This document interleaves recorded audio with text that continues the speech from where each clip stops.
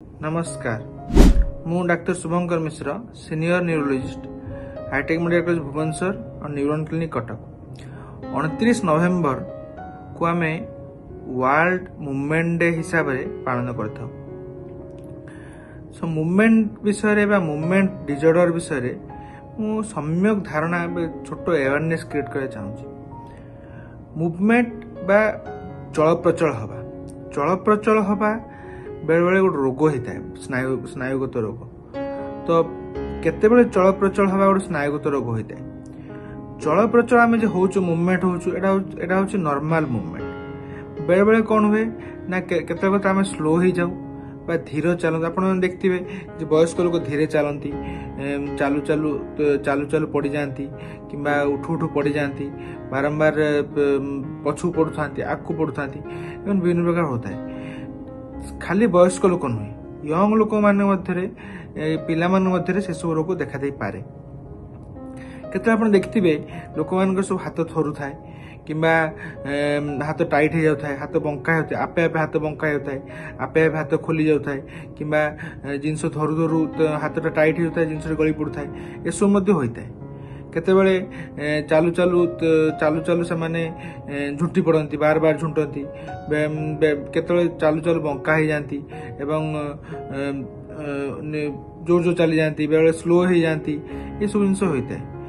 ये सब जिन आम रेगुलाली देखुता मात्र दुर्भाग्यवशतः बहुत लोग भावती जे एटा बयसजनित रोग एटा बयस बढ़ी जाइए तो से चलुंट से बुढ़ा हो हाथटा थरुला मात्र से नुहे।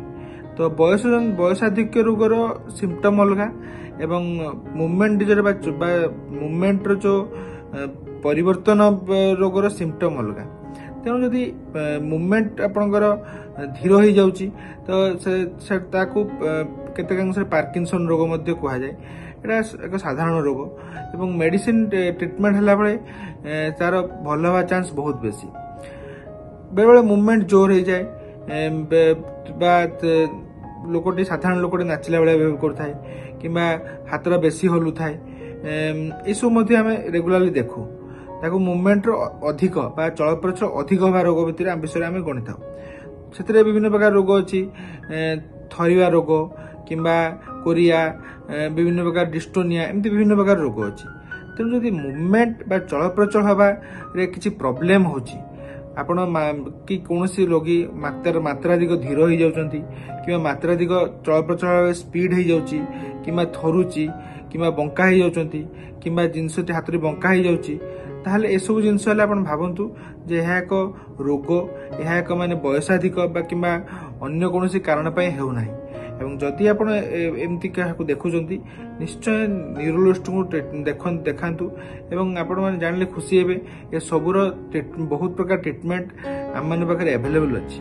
एवं जदि कहार आप देखुं कहार मूवमेंट रोग हो चल प्रचल आधिक्य कि चल प्रचल कम वाला रोग हो निश्चय न्यूरोलॉजिस्ट मीट करूँ एवं ट्रीटमेंट कले एक अत्यधिक इरिटेबल बा विरक्तिकर परिवेश रु कि रोगटा परिवेश निज पेसेंट को रक्षा करें एवं ये रोग गुड़ाक धीरे धीरे बढ़ीगले ट्रीटमेंट करने बहुत कष्ट होता है एवं पेसेंट को यथाशीघ्र ट्रीटमेंट कले निश्चय आरोग्य हेल्प कर क्यूर कर हेल्प कर।